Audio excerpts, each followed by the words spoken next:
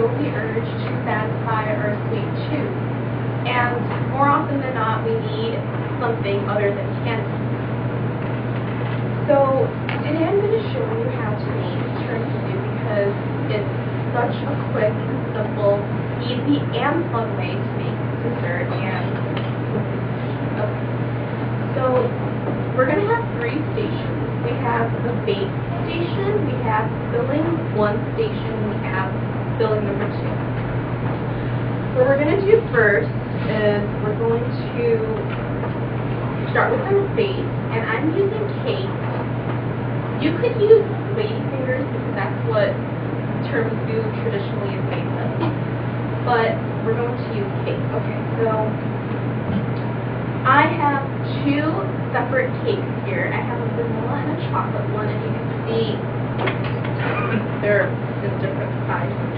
So what I'm going to do first is I'm just going to cut them up into squares. You can totally skip this step if you prefer to just leave the cake whole and then layer up your filling and cut it up. That's fine too. So when cutting, normally what I would use is a serrated knife. And a serrated knife is a thin blade, but it has teeth at the end. And those kinds of knives are really good for cutting bread and cake because it doesn't tear into it and cuts smoothly. So I have 2 cakes here that I've pre-baked and I've chilled in the fridge for about half an hour to an hour because doing that will keep the crumbs fully combined and packed so that when you cut into it, loose crumbs don't fly everywhere. Okay. So what I'm going to do is I'm going to make 4 columns and then 2 rows. So when you do that, what you want to do is set your knife, and you just kind of want to make a gentle push and sliding motion because you really can't saw with this kind of thing. So I'm just going to go ahead and you can make your squares however big or small you want depending on how many people you're going to feed. I'm just going to make these pretty big because I'm going to be feeding a bigger crowd. So you want to make sure that, and don't worry, if your cuts aren't even, no one's going to notice anyway because you're going to completely disguise your cake with your filling. So that's perfectly okay. So I've made approximately 4 rows, 4 columns, and then I'm just going to go ahead and make 2 rows. I'm going to cut right through. And notice how I don't have any crumbs flying out. That's because I've chilled these cakes in the fridge and it packed the crumbs together, so there's less mess. Okay. Now, traditional tiramisu is made using ladyfingers. This is not the traditional recipe. It's actually my version of tiramisu. It's easy, and I really don't favor ladyfingers that much. So, traditionally, tiramisu is an Italian dessert, and it's traditionally made using ladyfingers, and what they do with the ladyfingers is they soak it into an espresso liquid, and then they use a cream. It's called mascarpone cream, and they use that as their filling. They have 1 filling they only use 1 filling, but I'm using 2. And you can, the best part about tiramisu is that you can make it whichever way you want to. There's so many different varieties. You could, if you don't like cake, you can use brownies. That's one that people have actually baked for. If you don't like ladyfingers, you can use chocolate chip cookies. You can use Milano. There are so many different ways to make it. So I've cut up my cake, and Jana has done the same with the chocolate. And also, an advantage you would have to make in tiramisu is when you mess up your cake, like I did here after I baked them, since the cake just started to break out on me. So what you could do is when you layer your cake on the pan and you cover it up with your filling, no one's going to even notice. No one's going to know that you've messed your cake up. So that's a really good approach. Okay, so the cakes are cut up. Now we're moving on to our second station, and that's the filling number 1 station. Now, filling number 1 is the ricotta. I have 2 15-ounce containers of ricotta, and to this I'm going to add about 2/4 of a cup of powdered sugar. Now, the reason I'm using powdered sugar is because it's just smoother in texture, and you can see how powdery and fine that is compared to granulated sugar. If you don't have powdered sugar, you're more than welcome to use granulated sugar. That's just fine. And to this, I'm going to add in about 2 tablespoons of sour cream.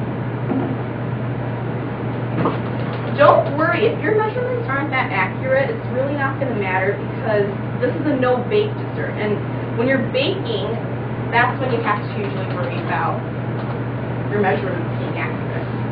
So I have my ricotta, I have my powdered sugar, and I have my 2 tablespoons of sour cream. And now all I'm going to do is fold the mixture in. And I'm doing a folding motion because this filling is really thick. And when you do a folding motion with thicker filling, all your ingredients get fully incorporated. And that's exactly what you want. If your filling was thinner, you could stir it the normal way, that's fine. But I simply like this folding motion. So we're going to go ahead and fold, and Jenna, why don't you start on the chocolate filling? Okay, so what Anjana's going to do next for the chocolate filling is she's going to take the 1 cup of sour cream, put that in there.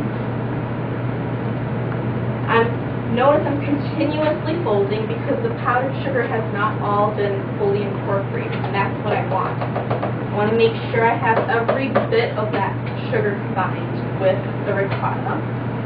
And it's nice and creamy too. So, just like this, do a folding motion. If you don't want to do this manually, if you want to use a food processor, just toss everything in and blend it together, that's fine. Or do it by hand, guys, if you want 1 cup. Okay, so this is going to be our chocolate filling. That's our next station. Okay, make sure you scoop every bit out. Okay, so this here I have 1 cup of sour cream. And to this I'm going to add 12 tablespoons of cocoa. This is what's going to make our filling that's going to give us that chocolate color and that bitter taste. Cocoa has a bitter taste, so depending on how you like your chocolate to be, you can use more or less cocoa. I'm using 12, you can use 16. To this I'm adding a cup of powdered sugar. Okay, just like that. Dump it all in, and then we're going to add half a cup of warm water.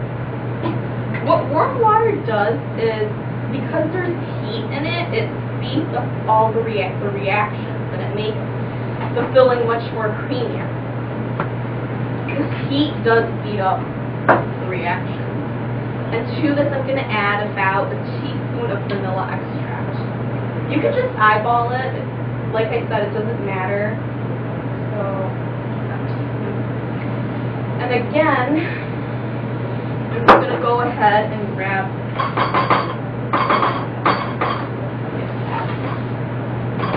okay. And again, I'm going to do the folding. Okay? And then just stir it at the end. This filling is going to be much more thinner because it's not that creamy. It doesn't have that creamy filling as the ricotta does. We'll just keep stirring it. It's eventually going to combine. A little patience. So keep stirring it. Now, if you're going to use chocolate chip cookies as a base, that's fine. But just keep in mind that chocolate chip cookies, they absorb absorb more than regular cookies. If you've ever dipped a chocolate chip cookie in milk, you've noticed how tender and soft it is. So if you're using chocolate chip cookies, I really advise using a base, a firm base like cake or brownie, just so that when you layer your cookies with filling, the cookies just don't crumble away. It holds shape. So we're going to just get that stir. And this filling is actually quite thicker than I imagined, so that works well. The thicker the better. So just keep stirring. And I'm going to grab my tray, and now it's time to layer our tiramisu. So, okay, so what I'm going to do is tray is actually small. Okay, so I'm using two different cakes. I'm using a chocolate and a vanilla. If you prefer to use one cake, that's fine. It doesn't matter. But I'm using two because I like to layer up my cake with different flavors. So use that. If you want to use any other cake mix, like spice cake or a strawberry cake, you can use that.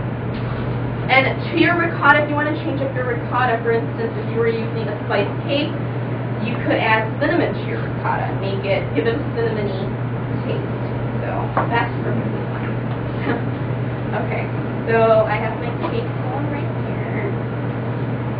And they're all broken down, but I'm just completely going to ignore that. Okay, so what I'm going to do now is I'm going to take the vanilla, and I'm just going to line it up against the corner of the tray. I want to make sure that there are no gaps, because if there are gaps in the tray, the filling is just going to go down to the bottom of the tray. And you want the filling to go on the cake, not to the bottom of the tray. So just keep lining it up. You could do half vanilla, you could do half chocolate. This is all about patterns. Different patterns make this whole dish more interesting. So start layering on the chocolate. So just keep layering it up. And see, these squares are not even, but it doesn't matter because we're going to cut it up in the end anyway. So just keep layering it. Layer it, layer it. And then when you get to filling the cake, that's the best part, because it gets really messy and more fun. It really is fun. Once we're done with making our tiramisu, we're going to chill it in the fridge for a couple hours, because at that point our cake is going to act as a sponge. It's going to absorb all the moisture that leaks from the cake, from the filling. Go ahead. So I have my vanilla cubes layered up. Now we're just going to take our chocolate and put it right in. One broke. Okay. Just keep layering them up. My pan is currently full with crumbs because, you know, the cake cubes are breaking.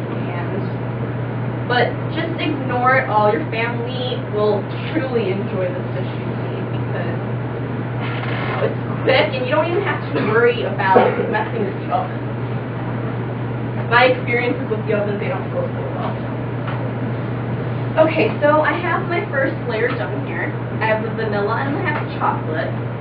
If you wanted to, you could take the chocolate cube and layer it right on the vanilla, that's fine. But simply because of the fact that we don't have that much room in this pan, I'm going to leave it as is. Okay. So, Nusrat, we're at 15 minutes already. Can you really wrap it up? Okay. Alright, so we're going to go ahead and take our ricotta filling, and we're just going to spread it right on the cake.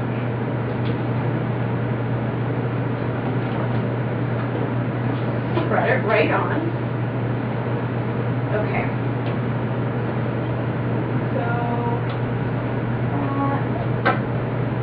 It's okay if you get any crumbs on your filling. Just want to spread it out. Take it some more. Just kind of dot it right on the tray. Okay, so you're going to spread it out. And it's not going to be all covered. That's fine. So keep spreading it. Okay.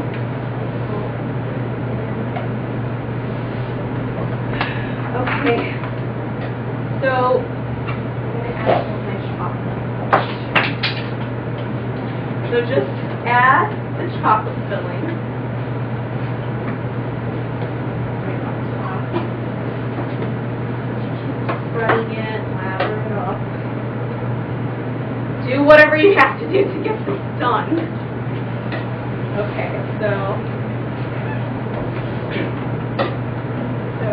we have our first layer covered. Now, really quick, we can go ahead and do our second layer.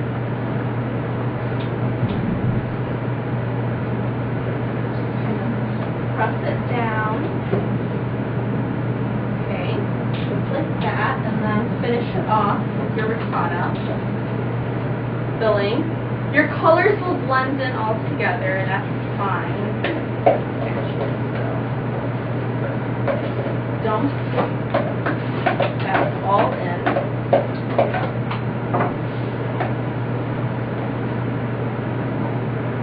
Okay.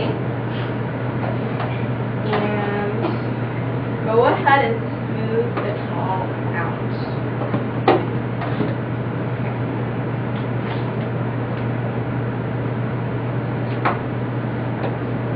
And the flavors are all blending in together.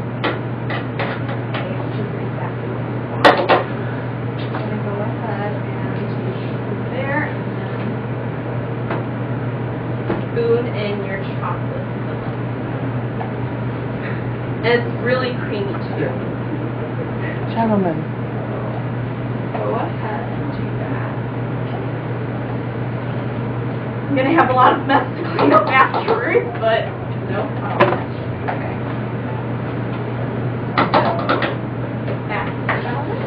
Just go ahead and spread everything out again.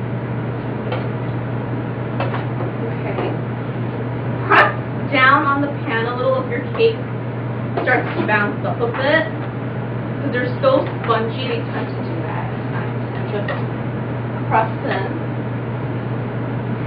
And put it in the fridge, and there you have your tiramisu.